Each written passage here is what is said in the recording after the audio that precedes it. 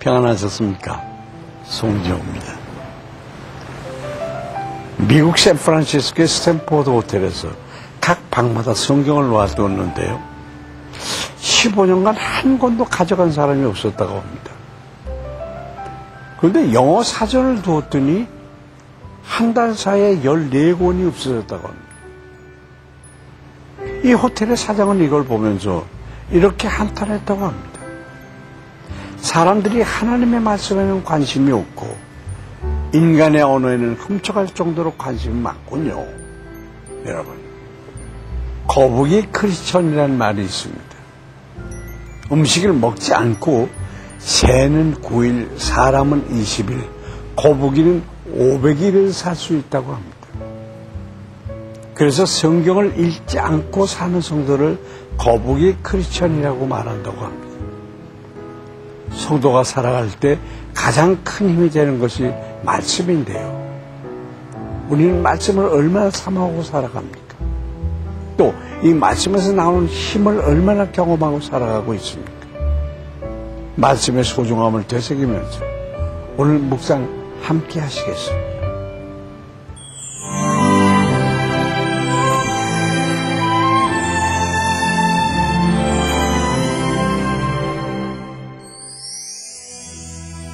오늘 보실 말씀은 사도행전 22장 17절부터 30절까지입니다. 후에 내가 예루살렘으로 돌아와서 성전에서 기도할 때 황홀한 중에 봄에 주께서 내게 말씀하시되 속히 예루살렘에서 나가라.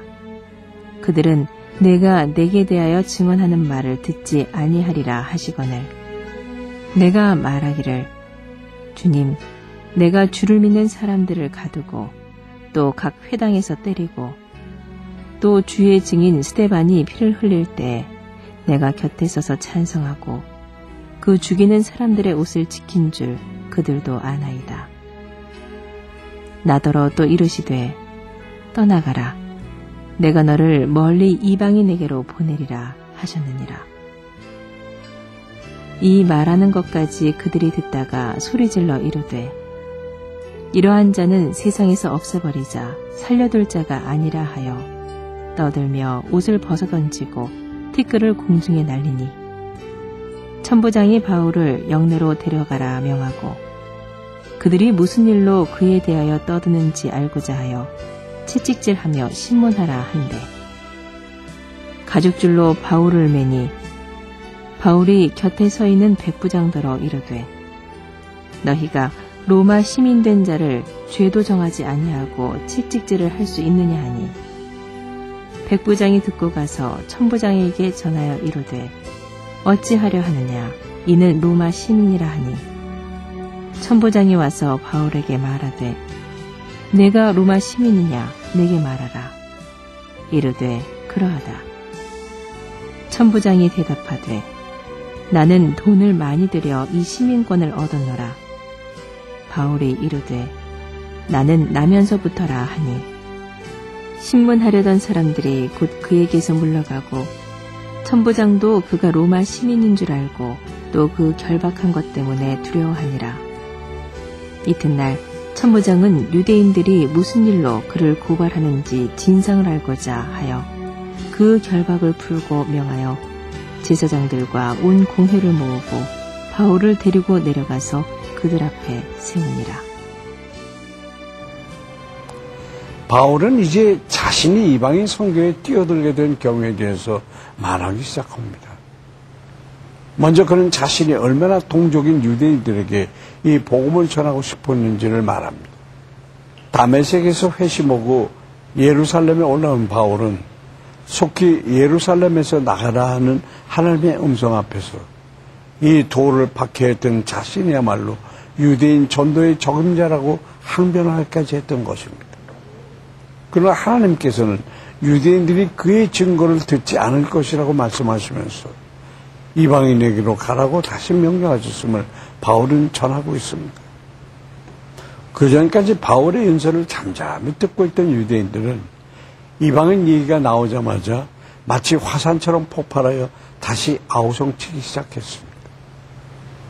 배타적인 선민의식을 가지고 있던 유대인들은 하나님께서 이방인들도 구원하시고자 한다는 말을 들었을 때 더 이상 용납할 수가 없었던 것입니다.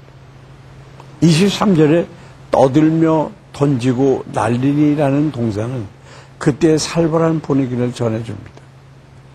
그들의 그릇된 선민의식은 그들의 귀를 진리로부터 막아버리고 말았습니다.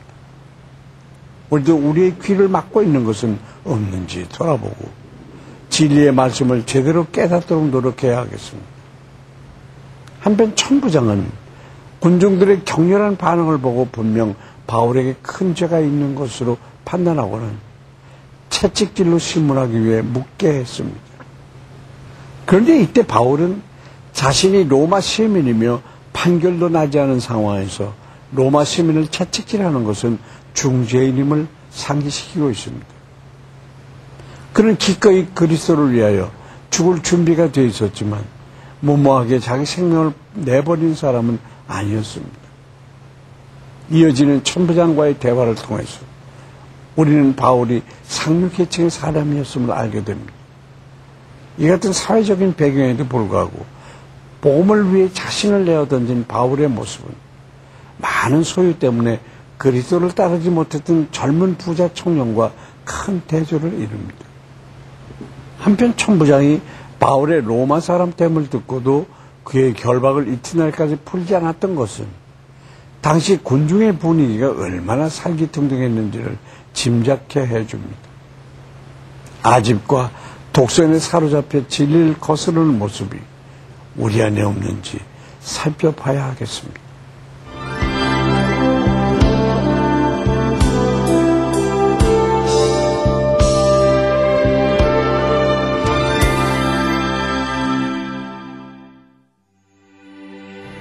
우리를 진리 가운데로 이끄시는 하나님 아버지, 오늘 말씀을 통해 진리를 눈앞에 두고도 눈과 귀를 막은 채 멸망의 길로 달려가는 유대인들의 모습을 봤습니다. 하나님께서 분명한 진리를 우리에게 보여주심에도 우리는 때로 우리만의 생각에 갇혀 그 진리를 외면하고 있는 것은 아닌지요. 우리가 우리 안에 가득 찬 잘못된 것들을 버리고 주님 앞에 겸손히 순종할 수 있도록 인도하여 주시옵소서. 그래야 멸망의 길이 아니라 승리의 길, 축복의 길로 나아가는 우리가 되게 하여 주시옵소서. 우리를 사랑하시는 예수 그리스도의 이름으로 기도합니다. 아멘.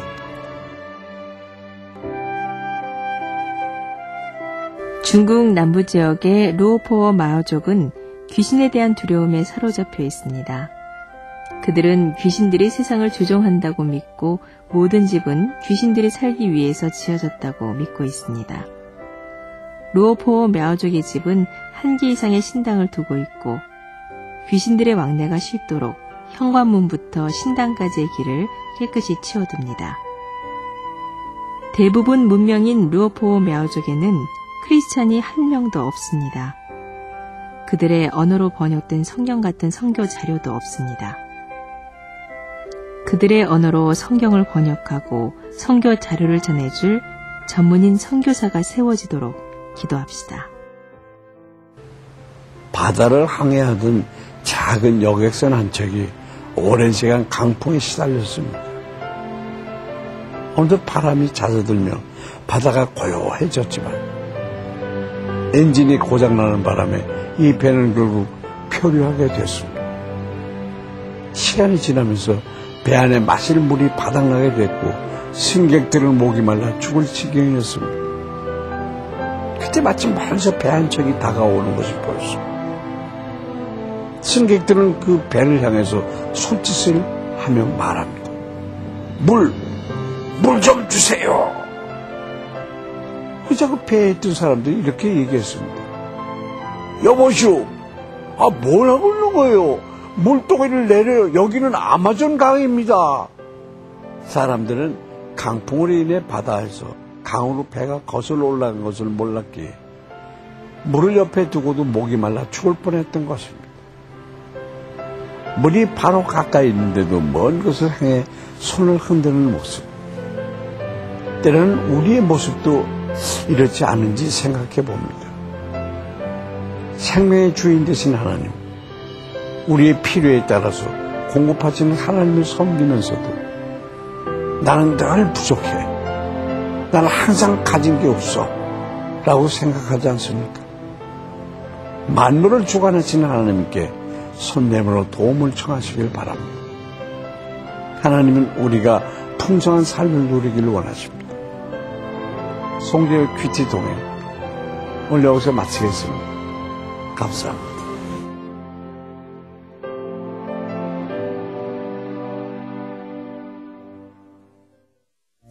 이 프로그램에는 GTM에서 큐티 교재 GT를, 책으로 만나는 성지 순례 답사기 바이블 루트를, 수아영에서 기초 화장품을 협찬해 주셨습니다.